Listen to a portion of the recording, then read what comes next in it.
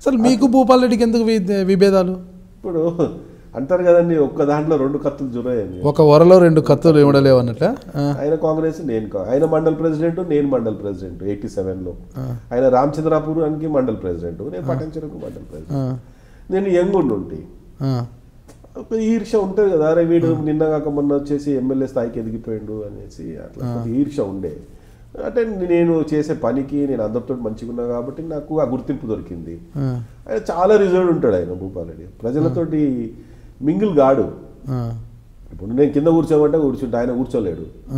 అంటే కొద్దిమంది యాటిట్యూడ్ మీకు తెలుసు కదా సార్ అది, ఎందుకంటే నా తత్వం అసలు ఉంటుంది, అందరితో కలిసిపోతాను నేను. ఇప్పుడు మనిషిగా ప్రేమిస్తేనే వాడు మనల్ని ప్రేమిస్తాడు, కానీ నా చేతి ముట్టుకుంటే చేతికి ఏదైనా మైలు అంటుతుందో అని ఇట్లా తూడ్చుకొని అది కరెక్ట్ కాదు కదా. వాస్తవం చెప్పండి, రాజకీయాల కోసమే అలా చేస్తున్నారా మీరు? నిజం మనస్ఫూర్తిగా కూడా అలాంటి భావన మీలో ఉందా?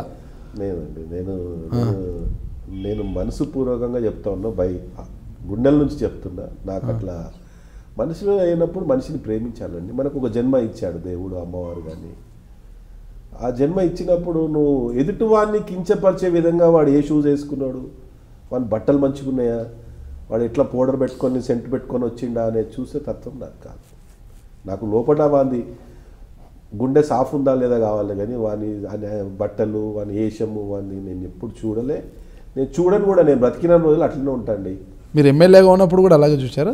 ఎప్పుడు మీరు కనుక్కోండి ఎవరైనా కాన్స్టిట్యున్సీలో. నందీశ్వర్ గౌడ్ ఎలాంటి వాడు, చెడ్డవాడు అంటే లేదా, మళ్ళీ మీ స్టూడియోలో నేను కాల్ పెట్టా. నందీశ్వర్ గౌడ్ మంచోడు కాదు అని ఈయన ఎవరని అంటే నేను మళ్ళీ మీ స్టూడియోలో నేను కాల్ పెట్టండి, గ్యారంటీ ఇది. ఓకే, అదే రాజశేఖర రెడ్డి గారు టికెట్ ఇవ్వకపోవడానికి కారణం కేవలం అదేనా? అంటే రాజశేఖర రెడ్డి గారితో మీకు సఖ్యత లేదా? లేదు, మంచిగా ఉన్నా నేను.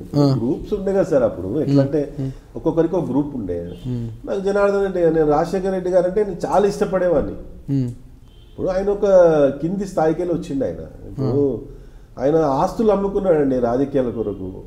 ఎలా అంటారు, ఆయన అన్ని కోట్లు సంపాదించిందని ఎంతో చెప్తా ఉంటారు.